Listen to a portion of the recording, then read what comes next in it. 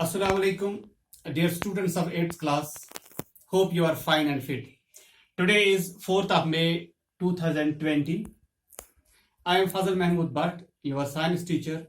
I am going to deliver a lecture on a topic reflection and laws of reflection. So, let us first define what is reflection. Reflection, when a ray of light, or we can say when a light traveling through a medium falls on plane or shining surface, a major portion of light is sent back into the first medium. This sending back of light or this phenomena is called reflection. तो reflection क्या होता है कि जब light एक medium से चलती है, उसके बाद वो किसी प्लेन और या शाइनिंग सरफेस पे पड़ती है, तब जाकर वो लाइट वापस आती है अपने मीडियम में. इस फिनोमेनन को हम रिफ्लेक्शन कहते हैं. मैं आपको यहां पे बताता चलूं कि रिफ्लेक्शन ट्रांसपेरेंट सब्सटेंसेस में भी होती है, ट्रांसल्यूसेंट्स में भी होती है और ओपेक में भी होती है, लेकिन सबसे ज्यादा जो पाई जाती है ये ओपेक ऑब्जेक्ट्स में पाई जाती है. और मैं आपको बता दूं कि ओपेक ऑब्जेक्ट्स में भी जो शाइनिंग ऑब्जेक्ट होते हैं, यानी जो ऑब्जेक्ट शाइन ज्यादा करते हो, उनमें रिफ्लेक्शन ज्यादा दिखाई देती है. और अगर आपको मैं बता दूं कि the best available reflector is silver. अगर आपका कोई मटेरियल हो, फॉर एग्जांपल अगर आपका जो मिरर होता है जिसमें आप अपना चेहरा देखते हो, उसके पीछे जो कोटिंग की होती है वो सिल्वर की होती है, क्योंकि silver is the best reflector और उसकी वजह से आपको वहां पे शक्ल अपनी बिल्कुल दिखाई देती है. और यहां पे एक और बात मैं कहता चलूं कि रिफ्लेक्शन इज वेरी इंपॉर्टेंट. अगर मैं आपको देख रहा हूं, this is because of reflection. अगर मैं इस पूरी दुनिया को देख रहा हूं, this is because of reflection. अगर आप मुझे देख रहे हो, अगर आप मेरा लेक्चर देख रहे हो, this is all because of reflection. Now laws of reflection. अब हम बात करेंगे लॉज ऑफ रिफ्लेक्शन की. लेकिन लॉज ऑफ रिफ्लेक्शन से पहले मैं आपको कुछ टर्म्स डिफाइन करना चाहता हूं. तो जो इंपॉर्टेंट है लॉज ऑफ रिफ्लेक्शन को समझने के लिए, कुछ टर्म्स है जिनको मैं डिफाइन करना चाहता हूं, जो मैं आपको समझाना चाहता हूं. तो फॉर एग्जांपल आप मानिए कि ये मिरर है, रिफ्लेक्टर है, और रे ऑफ लाइट आती है फ्रॉम सन से. तो यहां पे पहली टर्म आती है आपको सोर्स. सोर्स एक ऐसा ऑब्जेक्ट होता है जहां से लाइट आती है. आपका सबसे बड़ा सोर्स ऑन अर्थ सन है.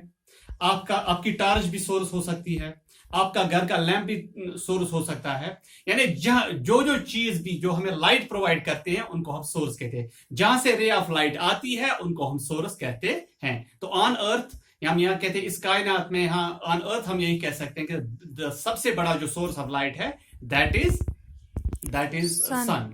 तो हम रात को चांद से हमें, हालांकि चांद की अपनी रोशनी नहीं है, लेकिन उससे भी हमें कुछ रोशनी मिलती है, तो हम ये कह सकते हैं that is also a source. तो आपकी घर की टॉर्च वगैरह ये सारी चीजें सोर्सेज है. तो पहली बात सोर्स. अब सोर्स से जो लाइट आती है, when a ray of light the ray of light that comes from the source, the light, वो रे जो सोर्स से आती है is called incident ray. Incident ray. So what is incident ray? Incident ray is that ray that comes from the source. That ray that comes from the source is called incident ray. अगर हमारा source for example सन है, सन से जो रे आती है तो उसको हम कहते हैं इट इज इंस्टेंट रे. फिर ये ऑब्जेक्ट पर, फिर ये किसी ऑब्जेक्ट पर जिस जगह पड़ती है, that point is called point of incidence. Point of incidence. तो point of incidence, the point at which ray of light falls on an object. वो पॉइंट जहां पर रे ऑफ लाइट ऑब्जेक्ट पे फॉल करती है उसको हम कहते हैं पॉइंट ऑफ इंसिडेंस. उसके बाद जब ये पॉइंट ऑफ इंसिडेंस पे पड़ती है, ये वापस रिफ्लेक्ट होती है. एंड नाउ ये वाली रे जो अब है, इसको हम कहते हैं रिफ्लेक्टेड रे. रिफ्लेक्टेड रे. So what is reflected ray? Reflected रे इज दैट रे which after reflection is coming back या is sent back. वो वाली रे जब रे ऑफ लाइट किसी ऑब्जेक्ट पे पड़ती है, फिर जो रे वापस चली जाती है, द रे that is sent back is called reflected ray. इसको हम रिफ्लेक्टेड रे कहते हैं. अब एक और है, फिर एक और टर्म है, इसको हम कहते हैं normal.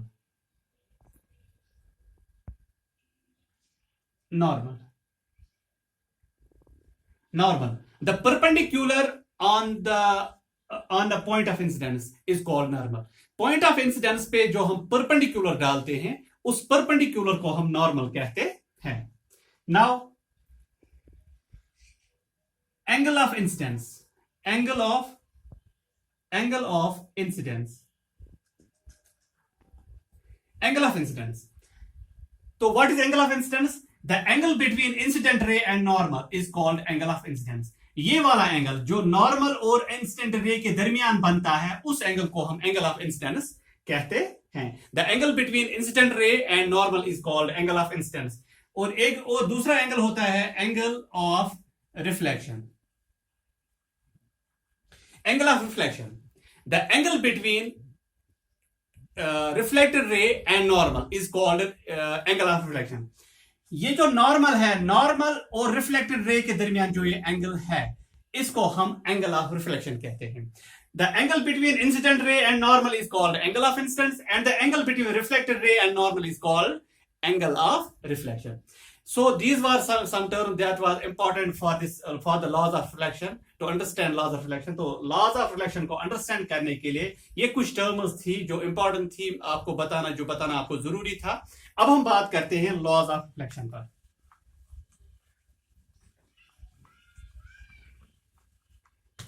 laws of reflection, reflection के दो laws है, two laws. पहला, incident ray, reflected ray and normal lie on a same plane. Same plane. तो पहला लॉ क्या है? Incident ray, reflected ray and normal lie on a same plane. तो इसका मतलब क्या होता है? आप ये लीजिए, फॉर एग्जाम्पल रे ऑफ लाइट जो है ये सोर्स से आती है, दिस इंसिडेंट रे, ये जब किसी ऑब्जेक्ट पे पड़ती है that is called point of incidence, और ये फिर रिफ्लेक्टेड रे, ये है इंसिडेंट रे. अब देखिए आप, incident ray, reflected ray and normal lie on a same plane. इसका मतलब है कि ये एक ही जगह है. इस पॉइंट ऑफ इंसिडेंस पे इंसिडेंट रे भी है, इसी वही से रिफ्लेक्टेड रे भी है. इसका मतलब यह है कि अगर इंसिडेंट रे किसी ऑब्जेक्ट पर जहां पे पड़ती है, उसी ऑब्जेक्ट से जो रिफ्लेक्टेड रे निकलती है वो उसी ऑब्जेक्ट से नहीं. ऐसा नहीं है कि इंसिडेंट रे यहां पे पड़े और रिफ्लेक्टेड रे यहां से निकले, या इंसिडेंट रे इस बोर्ड पे पड़े और रिफ्लेक्टेड रे मुझसे निकले. ऐसा नहीं है, बल्कि they lie on a same plane. तो वो एक ही जगह जहां से इंसिडेंट रे निकलती पड़ती है वहीं से फिर रिफ्लेक्टेड रे निकलती है और वहीं पे पॉइंट ऑफ इंसिडेंस होता है.